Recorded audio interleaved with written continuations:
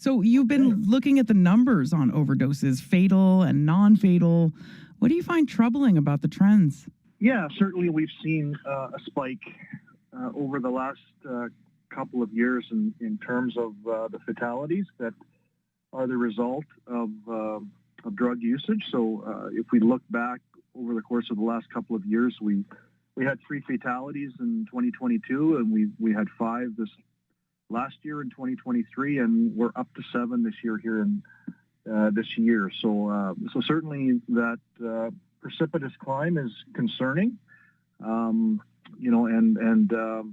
Most recently this month, we're just 2 weeks into December here, and we've had 6 overdoses that transpired that were not lethal, fortunately, but resulted in the necessity of sounding the alarm. So, for example, last month in the entirety of November, we had 3 overdoses. So to have double that number in the first few weeks of December is certainly concerning.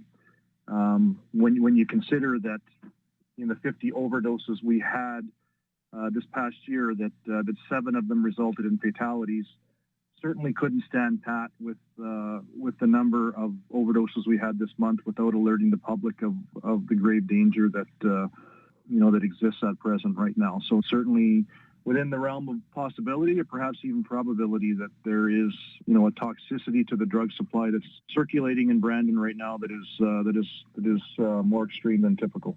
Yeah, I mean, what are you seeing in terms of the toxicology when you do have these overdoses? Well, I don't have data with respect to that, so that's a lengthy process. That there are toxicology laboratory work that takes place, but it's not something that is received right at the time of an overdose. It certainly takes some time to receive that data. So all we have to go on, really, in terms of identifying a problem is the magnitude, the number of overdoses that are taking place, right? So when we see a precipitous climb from 3 in a month to 6 in the first few weeks of the next month, that's definitely concerning and something we have to pay attention to. Drug supply. But there must be some certain drugs you're more concerned about, like fentanyl or meth, or are there certain things that you think are maybe related to these numbers going up?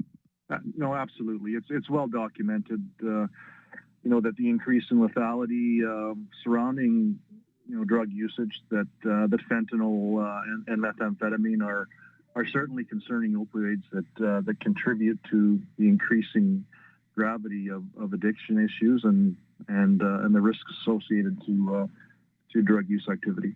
And when a spike like within the last 2 weeks happens like that, I mean, does that speak to what kind of supply is out on the streets right now?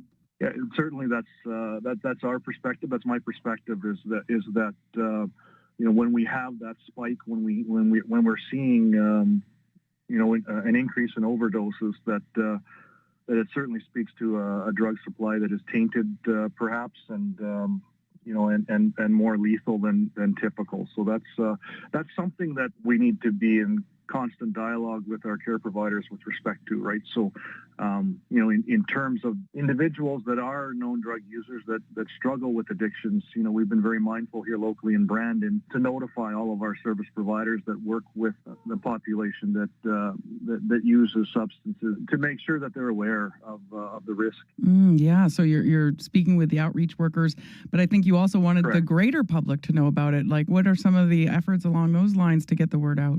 No, absolutely. I appreciate your interest in this. Is an example of getting that word out, and through social media and through our dialogue with our local media outlets. Really, really important from a public safety perspective, that through all available means that we're communicating with respect to this risk, right? Mm-hmm. And you just touched on some of the social factors.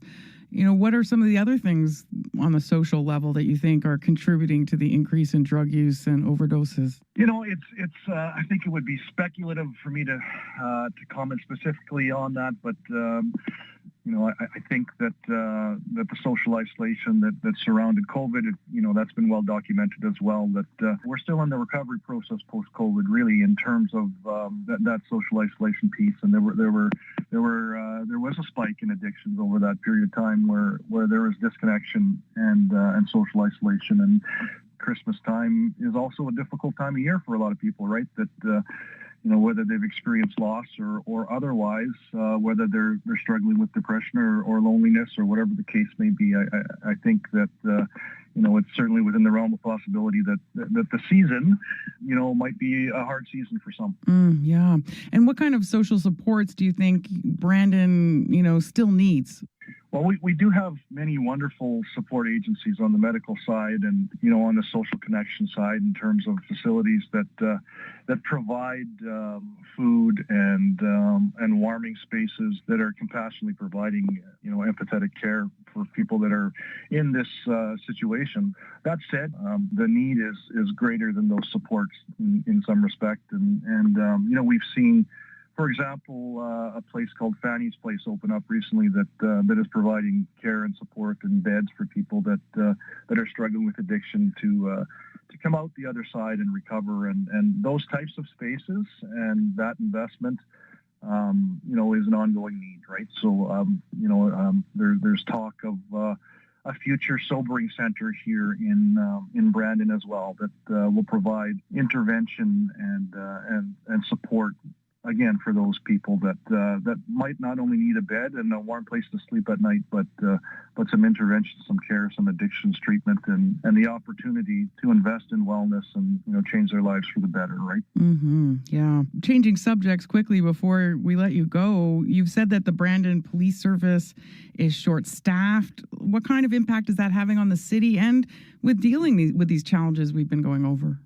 Certainly, we are in the midst, not unlike many other police agencies, of challenges on the recruiting front and in populating our frontline service providers within the policing realm. So we're challenged right now with about a 10% vacancy rate, and that certainly creates some challenges in terms of having resources available to respond to calls for service and connecting vulnerable citizens with support service providers where there is that need, right? So these are things that we've been really proactive with on the recruiting front. So we're anticipating the start of a new spring intake class, and we're very much in the recruiting mode right now as far as processing applications and identifying that next generation of police officers. And I think you said too that recruiting is different these days. Yeah, I think it's been a real transition.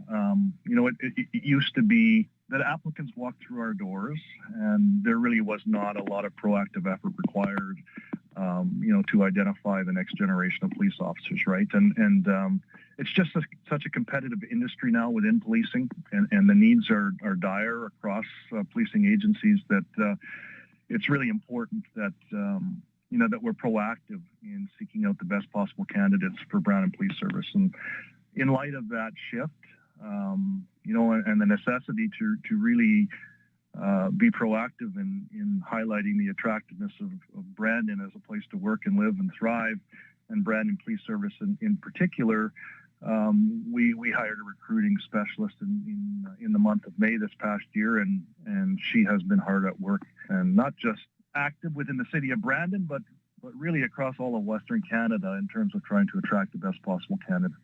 Well, we really appreciate your time today, Chief Bates, for explaining everything that you're doing out there.